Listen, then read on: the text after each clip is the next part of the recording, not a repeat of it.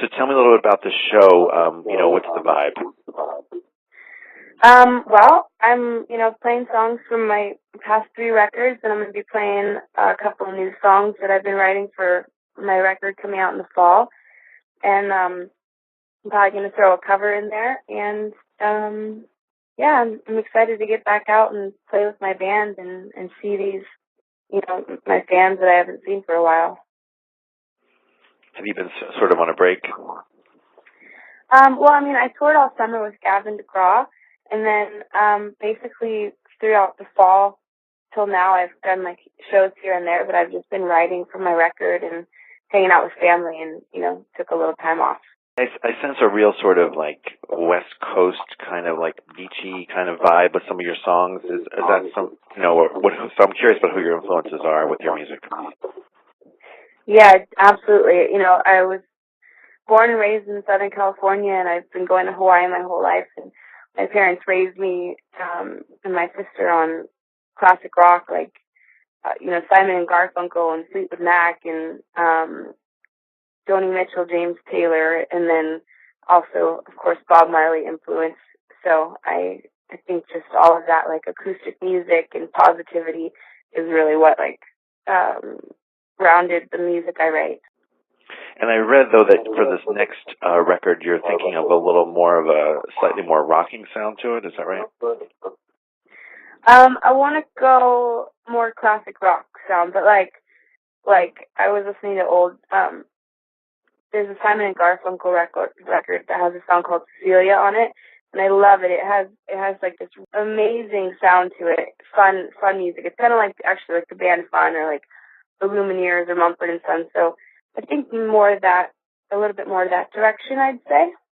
You've done a lot of writing with other people. I guess you shared the Grammy for that Taylor Swift album.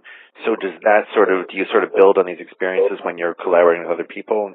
Yeah, it does. I write by myself every once in a while, but I really enjoy writing with other people, and you come up with songs that you never would have done on your own. It's the combination of 2 people or 3 people and everyone bringing in what they're going through in life and their influences into a song. Now, do you actually get a Grammy for working on the Taylor Swift album? How does that work with these things? Yeah, I did. I have a Grammy with her, and that same year I won with Jason Mraz for Lucky. Well, that must have been kind of a big year for you then. Yeah, it was amazing. It was a very rewarding feeling. Were you at the ceremony when the awards were announced, or? Yeah, I went to the Grammys that year. Uh-huh. You've also, done, as you mentioned, a duet with Jason and you've, Gavin. So do you sort of gravitate towards these sort of, duets, with sort of one-on-one collaborations? That's something you like to do? Yeah, I really enjoy it. I've found that I do a lot of duets, and I love so many different artists, and when they ask for me to be a part of their song, it's hard to say no because you want to be involved with it. And there's artists that I just have admired for so long, and I've asked them to join my songs, and I'm honored when they do. So it's a really cool experience to get to have these people that you just love their music or love their voice, and then get to become friends and work together. Did you grow up around the performers he was working with? Were you really exposed to music at an early age? Or? Yeah, definitely. My dad was always teaching us about music and involving us and bringing us to his record label, and we knew the band members of Fleetwood Mac for our whole lives. We got to hang with them and just see how that world kind of was. And my dad, he'd bring us in the studio, and he'd always be mixing records at our house in our living room, and he'd have the big console in our living room. And my parents are the ones that told me how I should learn how to play an instrument and be a songwriter. So they really encouraged it. Well, yeah, I decided I wanted to start singing when I was 11, and then once they knew that I was really serious about it, then they gave me all the tools to do it. They let me figure it out on my own what I really wanted to do. And I guess growing up in that kind of environment, you really go into this with your eyes open as far as what the business is concerned. It's not like since you saw so many different aspects of it.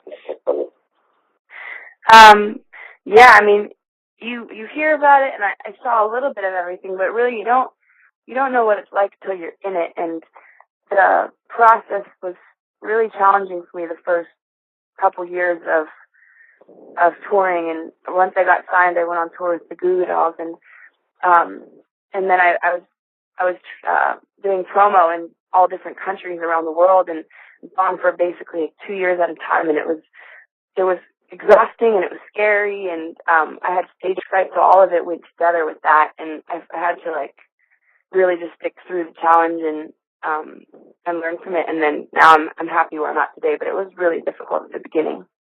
And was it difficult just because of all the uncertainty, or sort of all the not sure where the work was going to take you, or if it was going to take you anywhere? It was just really, it was hard. I had stage fright. I had never really performed before in my life. I just wrote these songs with my friends the year before just for fun, and I was really lucky, and people heard my music, and then I got signed, and then I was away from home for months at a time, and having to do radio interviews, which I never knew how to do before, and TV performances, which I was terrified of. So all of it, I just felt like I was thrown into this different life, and I was very lucky to have been able to get that, but it was so new for me. It was scary. Kind of like learning on the job, I guess. Exactly. But in a very public way. Exactly, and it was all public. So I always tell people when they ask, like, do you have advice for upcoming artists, I say just like prepare yourself as much as you can, because I only knew like the recording parts of it and the writing parts. I didn't know about the work that went into it and the fame part of it and all the rest that people see. And do you feel more comfortable with the fame part of it now? I definitely know how to handle it now. I guess you just get kind of used to certain parts of it, but I'm lucky I don't have like paparazzi or anything following me around. But yeah, I think just the more you do anything, the more you get comfortable with it, and the better at it you get. Now, I saw that you were rejected twice to audition for American Idol, and of course now you're probably more successful than many of the winners. So, do you feel like you sort of got the last laugh in that situation, or how do you view that experience? I really don't view it in a negative way, because I know I wasn't ready at that age when I was auditioning. I was really nervous. I'm really shy. I didn't even want to be on the show. My friends were auditioning, and they told me I should audition too, and I just thought, why not? I'll try it. But I was, I didn't sing very loud. I was nervous, so I messed up the audition. So I wasn't surprised when I didn't get picked, because I wasn't right for the show. So there was no hard feelings there at all. Now, I saw that you also you were on that TV show, I think Pan Am. You sang a song, a Leslie Gore song, right? And so are you looking to have more, TV experience, try acting, or? I really don't have a desire to be an actress.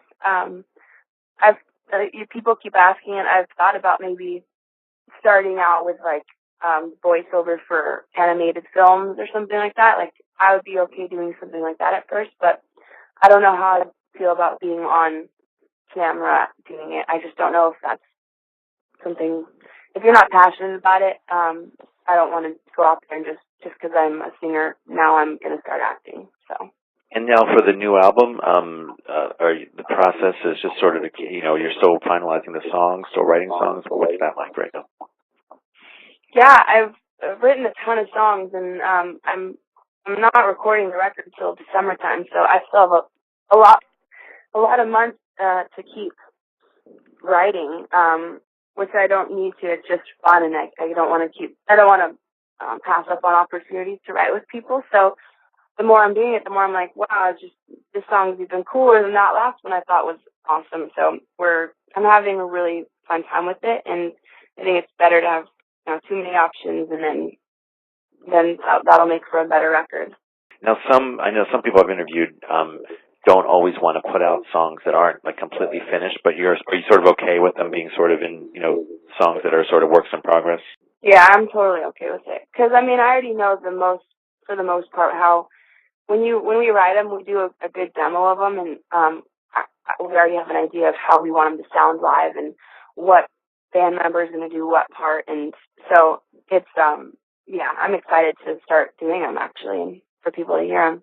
And is that an important consideration for you with the album, that how they're going to be done live and being able to sort of recreate them live and have them fit into your show? Or yeah, for sure. I mean, the song we were writing yesterday, we were writing this really rhythmic, like kind of rappy verse, and it went straight into the chorus, which was really fast. And I was like, this is going to sound amazing on the record, but I'm never going to be able to do it live. So we had to like alter some words around to where I could get some breaths in and slow it down a little bit so that it was actually possible, realistic to sing. So thanks so much for taking a little time out from Hawaii to do a little chatting. I appreciate it. You're welcome. I hope you have a good day. I'll talk to you soon.